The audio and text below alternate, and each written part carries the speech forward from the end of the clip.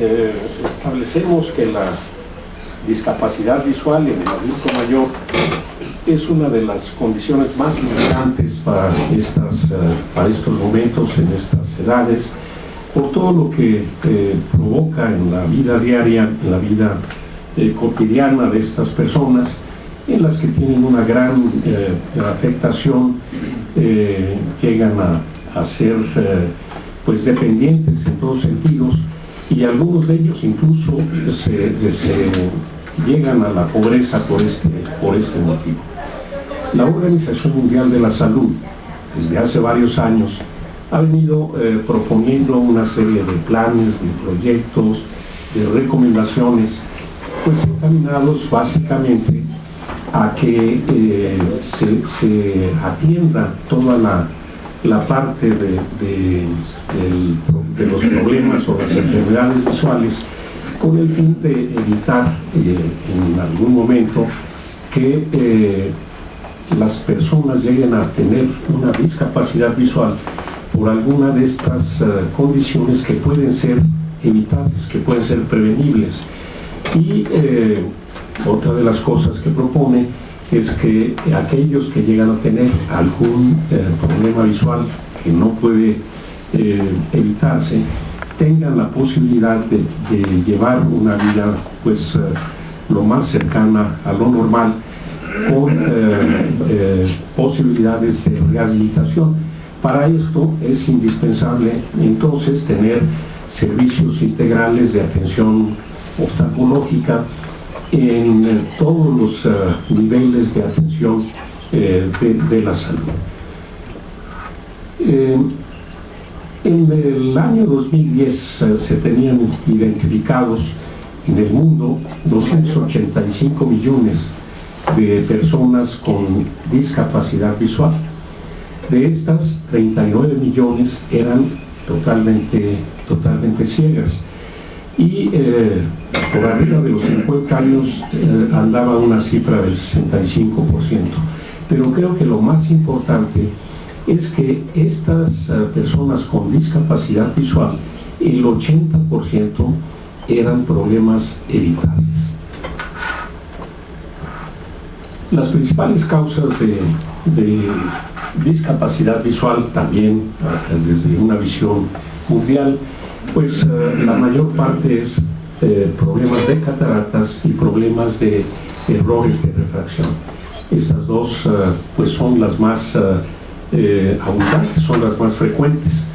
Hay otras que también son relevantes, como la retinopatía diabética y el glaucoma, porque estas tienen condiciones diferentes. Tenemos a la degeneración macular relacionada con la edad, que también provoca una cantidad importante de discapacidad visual, así como enfermedades de la córnea y en algunos países todavía oncocercosis y tracoma. En México, el INEGI, en el censo de población último, que fue en 2010, se identificaron pacientes con discapacidad visual de moderada a severa, 1,5 millones de personas con este problema. Y por arriba de los 60 años, el 23% de estas personas. Desde luego, también aquí las causas más frecuentes de discapacidad visual son las cataratas y los defectos de refracción. En estas dos condiciones, la posibilidad de ofrecer tratamiento y recuperar la función visual es evidente. Entonces, a pesar de que en algunos casos pueden llegar a tener deficiencias visuales importantes, sobre todo en cataratas muy avanzadas, en cuanto se hace el procedimiento quirúrgico, se recupera la visión. Sin embargo, hay que comentar también que ha habido una serie de procesos de atención a estos dos problemas, principalmente a cataratas, en donde se han hecho campañas muy intensas para recuperar a estos pacientes, ofrecerles los tratamientos necesarios con la aplicación de lentes intraoculares, y con esto se ha reducido en porcentajes importantes, sin llegar a resolver totalmente el problema de los pacientes con deficiencia visual por cataratas. Una parte que jugó un papel muy destacado fue el Seguro Popular, porque durante el funcionamiento del mismo había la posibilidad de ofrecer este tratamiento quirúrgico con lente intraocular en la mayor parte de estos pacientes, y entonces se acogieron a esta condición una gran cantidad de pacientes que fueron recuperados y rehabilitados por esta situación. Hay otras dos condiciones que ya les mencionábamos, que son también provocadoras de discapacidad visual, pero que si no son atendidas de manera oportuna, llevan a una condición de ceguera en donde ya es imposible lograr su rehabilitación por el daño que ocurre en la retina y en el nervio. Entonces yo quisiera referirme en este momento a estas dos condiciones: retinopatía diabética y glaucoma primario de ángulo abierto. La retinopatía pues tiene relación definitivamente con la diabetes, y aquí es importante señalar que hay un número cada vez más relevante en cuanto al número de pacientes con diabetes que eventualmente en algún momento de su evolución pueden llegar a tener retinopatía diabética. Entonces la retinopatía diabética es una complicación propia de la diabetes. Cuando esta no es bien atendida, no es bien controlada, el problema de aparición de las lesiones en la retina pues es totalmente inevitable. Y cuando se combina con una variable de hipertensión arterial junto con la diabetes, la posibilidad del desarrollo de una retinopatía es mucho más importante, y la severidad de esta también es mucho más relevante. ¿De qué forma se puede identificar el problema de retinopatía en un paciente diabético? Necesariamente a través de la exploración del fondo del ojo. Y esto se hace con dilatación de la pupila y a través del estudio del fondo del ojo por varios métodos. Esto necesariamente hace que la consulta que puede requerir este paciente para llevar a cabo esta exploración y esta identificación del proceso, pues en ocasiones se retrase demasiado por la cantidad de pacientes que necesitan este tipo de examen y la dificultad de conseguir una cita en el momento que es indispensable. Una de las condiciones que se establece es que en el momento de hacer el diagnóstico de diabetes, el paciente debe ser valorado del fondo del ojo, y de ahí en adelante cada 2 años aproximadamente volver a repetir este examen. Entonces, con el número de pacientes que existen, los servicios de oftalmología actuales no se podrían dar totalmente abasto. Y sobre todo en condiciones en las que se requieren estudios muy cuidadosos, como es esta situación de dilatación pupilar y exploración muy cuidadosa, lo cual lleva pues cuando menos una media hora de atención en cada uno de estos pacientes. En un turno de 8 horas pues es muy pocos enfermos que pueden tener esta posibilidad. La parte importante es la identificación del proceso cuando está iniciando. Hay diferentes estadios de la retinopatía diabética. no todos los pacientes diabéticos tienen retinopatía, sino que en algún momento de su evolución puede empezar a iniciarse, y es el momento en el que debe identificarse, porque si se logra hacer en este momento, las posibilidades de ofrecerle tratamiento y evitar que esto progrese son mayores. De no hacerse de esta forma, el proceso sigue avanzando y puede llegar a condiciones de mucha lesión o de mucha alteración en la retina, como en algunos de estos casos que vemos aquí,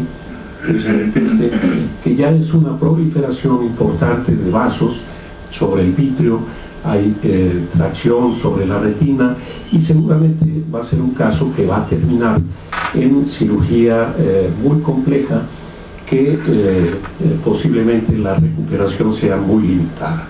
Entonces, insistimos, lo importante aquí es la identificación temprana, porque de esta manera se puede hacer un tratamiento que es la fotocoagulación en la retina con rayo láser, y de esta manera se detiene, se controla y se evita que progrese.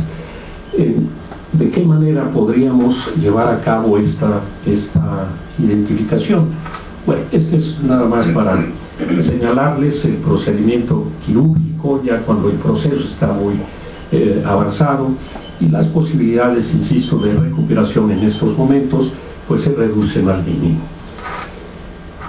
Actualmente existen procesos o procedimientos que pueden ser empleados en el diagnóstico temprano de estos pacientes, y es una de las propuestas que queremos hacer para tener estas opciones de recuperar a estos pacientes. En primer lugar es esta cámara de fondo de ojo, que no requiere que se dilate la pupila del paciente, sino que se sienta frente al aparato, rápidamente se enfoca y se hace un registro de la retina, con la posibilidad de identificar una gran cantidad de lesiones, sobre todo cuando estas apenas están iniciándose, y se puede de esta manera identificar tempranamente el proceso.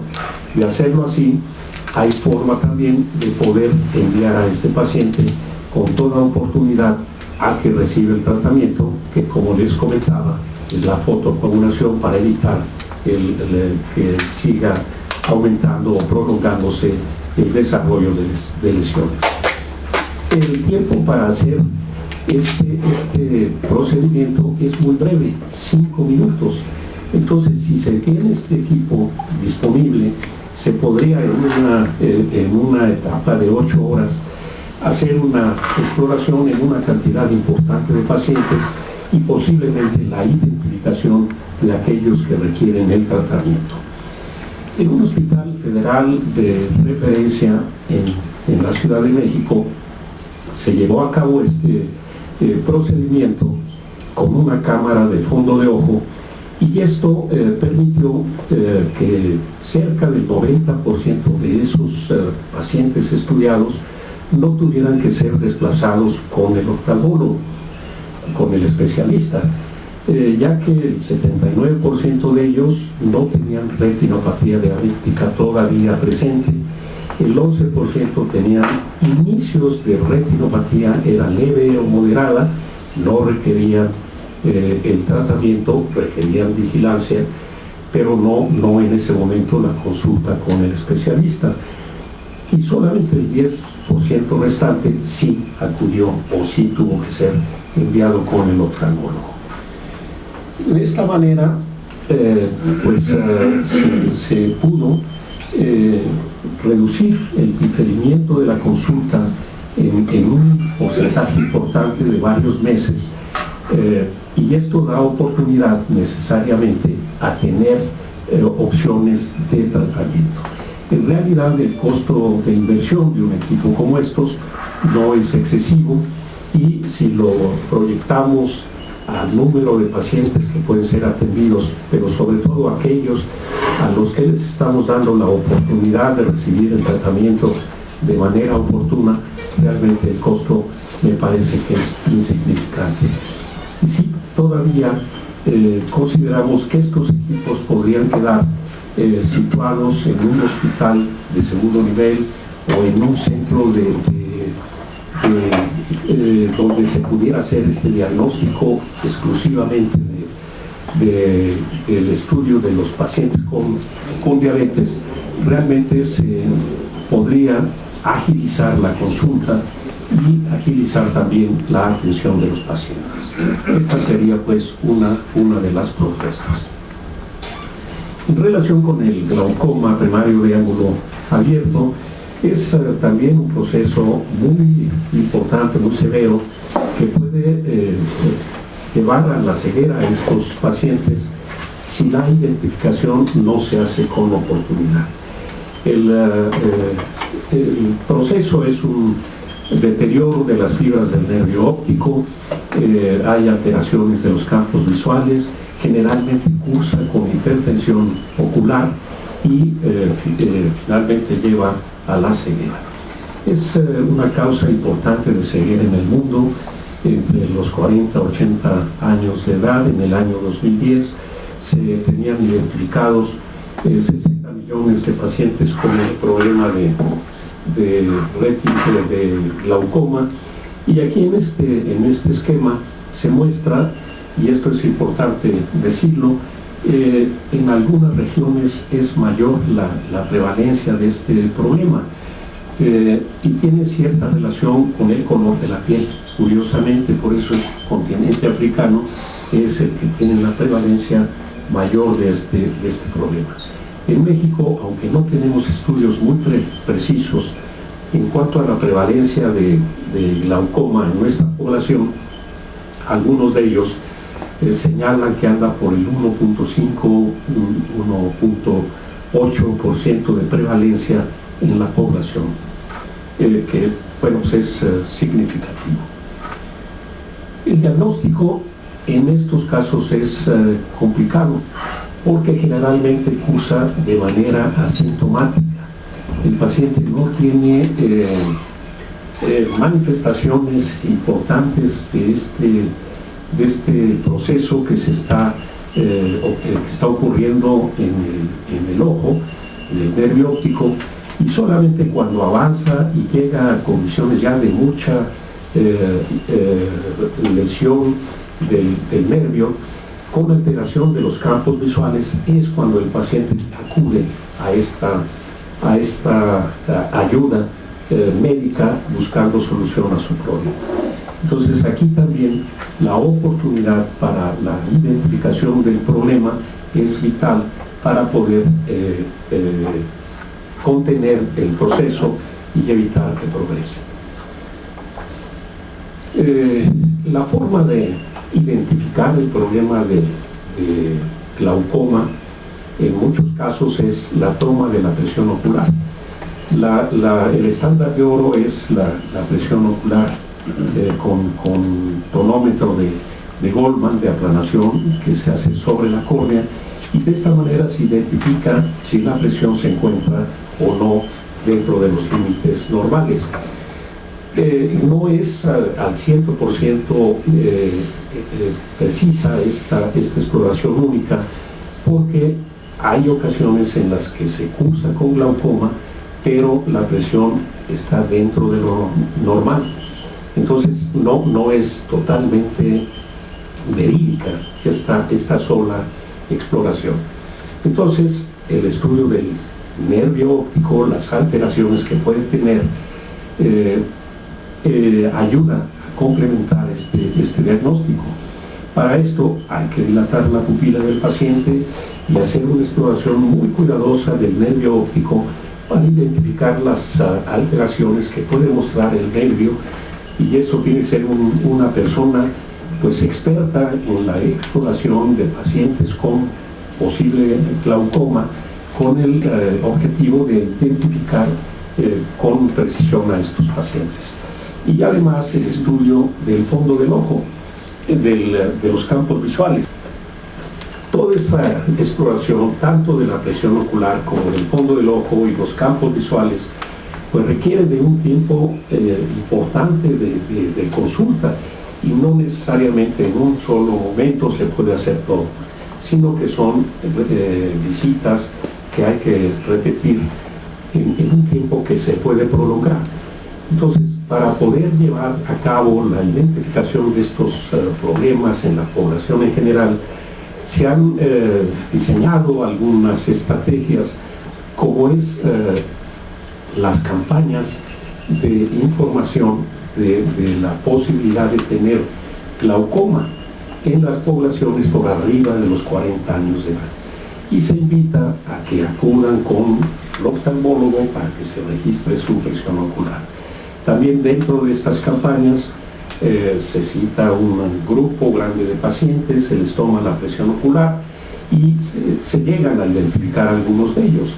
Pero como les comentaba, hay un porcentaje que puede ser importante de pacientes que pueden tener glaucoma y la presión ocular está dentro de lo normal. Entonces no es totalmente verídica la prueba, y no al 100% se puede identificar al paciente con este problema.